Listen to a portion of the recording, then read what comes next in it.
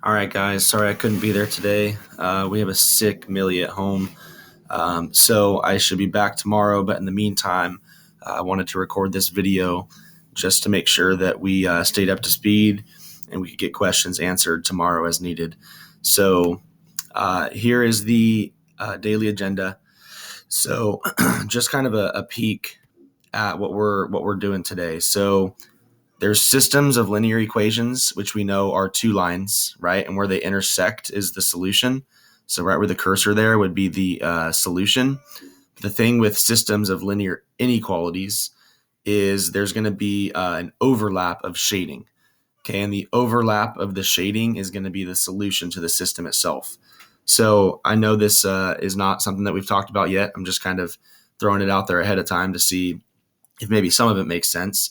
You can imagine if you graphed that green line, okay, the one that's negative sloped going downwards there, y is greater than or equal to negative 2x plus 2.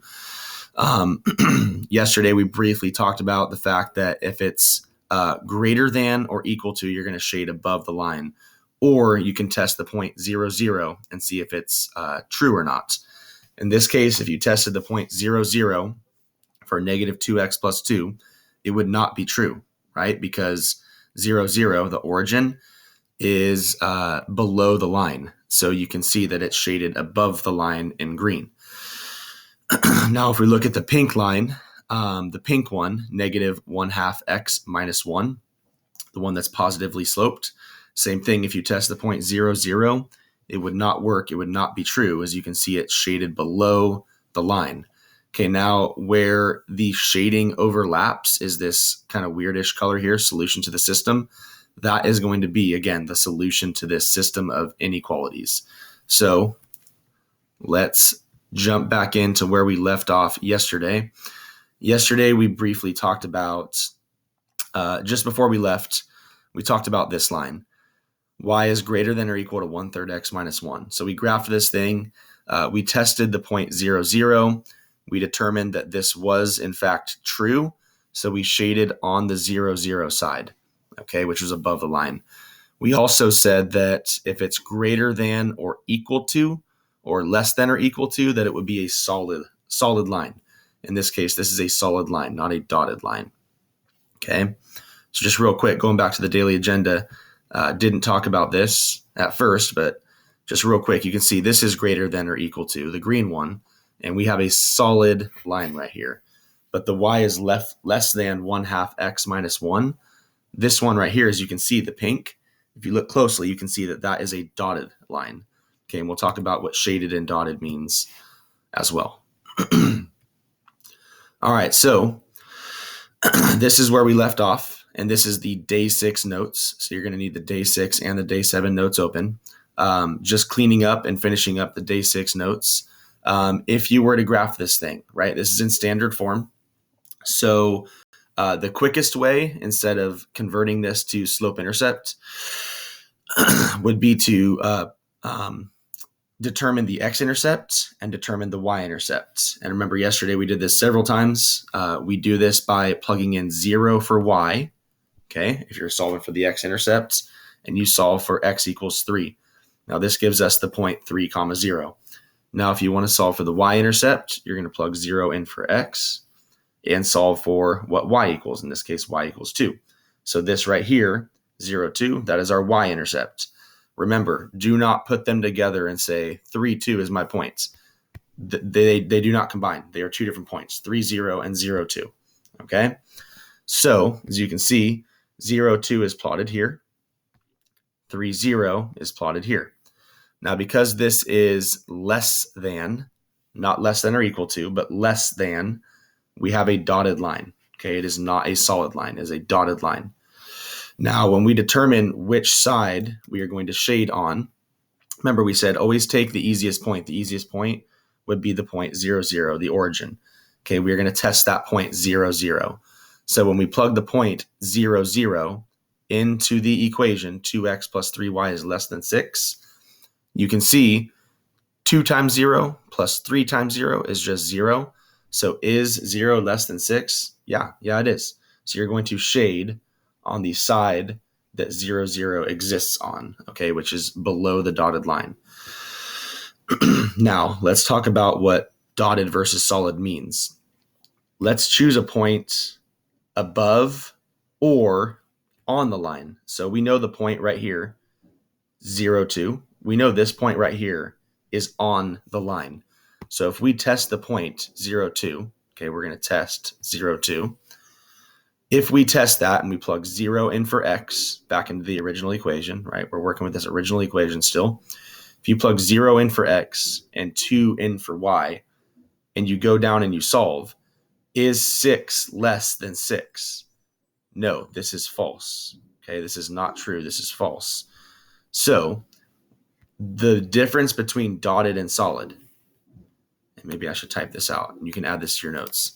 The difference between dotted and solid is points on solid lines are solutions, but points on dotted lines are not solutions. Okay. So again, if we go back up to this guy right here, everything in the shaded counts. Okay. Everything in the shaded counts as a solution. So does every point on this line. They also count as solutions. Okay. But when we're talking about dotted lines, let me go back down here. When we're talking about this one, everything below the line counts as a solution in this shaded region, but the points that are on the line do not count. They are not solutions. So that's going to be the difference between dotted and solid. Okay, now this guy right here, y is greater than negative x. And I know this is an inequality, but you still graph it in the same way you would graph y is equal to x. Okay, y is equal to x is technically in slope-intercept form. Y is equal to x would be the same thing as y is equal to 1 over 1x plus 0. Again, we did this several times yesterday. 0 is the y-intercept, so you would plot the point at 0. That's your y-intercept. And I'm sorry, this is negative x, so this would be negative 1 over 1x. So to get your next points, you would go down 1, right 1, down 1, right 1, down 1, right 1, and so on. And all of these would be points on this dotted line. That's going to be the line y is equal to negative x. Now, 0, 0 is a point on this dotted line. So in this case, this is the one instance where you cannot test 0, 0. So 1, 1 would actually be the next easiest point, right? So if we plug the points 1, 1 into our original equation, we would plug 1 in for y, and we would plug 1 in for x. So is 1 greater than negative 1? Yes, it is. So we are going to shade on the 1, 1 side, which is above the line. Okay. Negative 1, negative 1, that point would exist right here. This would be negative 1, negative 1. And as you can see, that is not in the shaded region. So if you tested that point, negative 1, negative 1, you would end up with a statement that is not true. All right, and that wraps up the day 6 notes. So at this time, go ahead and open up the day 7 notes if you haven't already, and we'll pick up there when you press play. All right, picking up on the day 7 notes here. So this is where we're going to take two inequalities and put them together and make them not a system of linear equalities, but a system of linear inequalities. Okay. So I can find the solution set for a system of linear inequalities. We're going to talk about that. Again, the solution set is just the overlap of the shaded region, as you can see on our agenda. It's that bottom right area where the shading overlaps. Okay. So that is going to be goal number 1. I can find the solution set for a system of linear inequalities. And number 2, how do I represent the solutions that satisfy all of the constraints being placed on a context? And that'll make more sense after we talk about the context. So we're going back to Carlos and Clarita. Remember, they were building that dog shed in the backyard, getting it painted and all the trim all cleaned up. Now they are considering feeding times and pampering times. So like walking the dogs, cleaning the dogs, etc. So they have been worried about space and startup costs for their pet sitting business, but they realize they also have a limited amount of time to take care of the animals, since they're in school and they have sports and everything they need to take care of.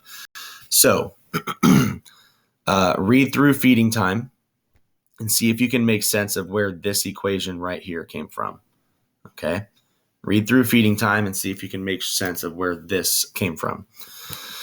So we have 12 minutes per day for each cat. So we have 12C. Dogs will require 10 minutes twice a day. So 10 plus 10 is 20. So 20 minutes per dog, 12 minutes per cat, 20 minutes per dog. Carlos can spend up to 8 hours each day. Sounds like a ridiculous amount of time, but 8 hours each day for the morning and evening feedings, but needs the middle of the day to go to baseball practice. So think about where 480 might have came from. If you take 8 hours and multiply it by the number of minutes in an hour, 60, 8 times 60 is going to give you the 480 minutes.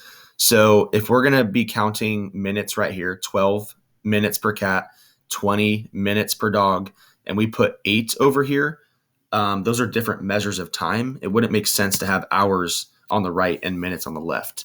So we want to keep it consistent. Minutes on the left, 12 minutes per cat, 20 minutes per dog, 480 minutes, which is equal to, let me put this here, equal to 8 hours. Okay. That's where 480 came from. Same thing happening over here. 16 minutes per cat, 20 minutes per dog must be less than 480 minutes for pampering time. So the twins plan to spend 16 minutes each day brushing and petting each cat. So that's where your 16C came from. They spend 20 minutes each day bathing and playing with each dog. That's where the 20 came from. And then that must be less than or equal to 480 minutes. Okay. So again, they can spend up to 8 hours. So that means 8 hours is included. So therefore less than or equal to 480 in each of these cases would work. Okay. Now consider what form each of these are in. Standard form and standard form. Now remember, the way that we graph standard form by hand is the same way we did up here, right? Where we plug in 0 for X and solve for Y, and we plug in 0 for Y and we solve for X. And that gets you your two intercepts, your X intercept and your Y intercept. Okay, so that's what you need to do here as well. So you're going to plug in 0 for C and solve for D, and that would be your D intercept. Okay, we're calling this the D intercept because it's dogs, Y intercept, D intercept, same difference. And this is the C intercept, our X axis, okay, because we have cats on the X axis, dogs on the Y axis. Okay, so you would solve for both of your intercepts there and then connect the 2 points. Okay. Now, if you test the point 0, 0, you would see that you are shading on the inside underneath the line. Okay, same thing here with this equation. Okay, you're going to plug in 0 for C and solve for D. You're going to plug in 0 for D and solve for C, and that's going to give you your two intercepts here. Okay, connect them, and then once again, test the point 0, 0, and you will see that you're going to shade underneath the line. Now, what all of these points in the shaded region mean is they could spend 12 minutes with each cat and say, I'm making this up, 12 minutes with each dog, and that would be this point right here at 12:12. Okay. Now that right there stays within their time constraint. Okay. So it's a possibility. Now, if they wanted to spend 24 minutes with each cat and 32 minutes with each dog, that is outside of their time constraint. That point would not work. Okay. So they must stay underneath this line if they're going to stay within their time constraints. Okay, now number 3 says, now find the point of intersection for the two time constraints. Now the point of intersection, that is going to be where we are finding the solution to the system. Okay, now the solution is just where they cross. Remember, this is what we talked about last week. The solution is where they cross. So what we can do here is we can change these to equal signs. And what I've done here is I've stacked them. Now remember, when you have two equations in standard form, and we changed C to X and D to Y here, just so you can solve for X and Y. And remember, when you have standard form, say when, let's try that again. When you have two equations in standard form, you solve by elimination, or in other words, the combinations, right? Our linear combinations. Okay, again, we practiced this a ton last week as well. Okay, so what we've done here is we've stacked the two equations, and we are adding straight down. It looks like this guy right here. So this equation, we multiplied through by -1. Okay, when you multiply through by -1 here, it changes each of these signs to -12x, -20y, and -480. Now, when you add straight down, you get 4x equals 0. Divide each side by 4, x equals 0.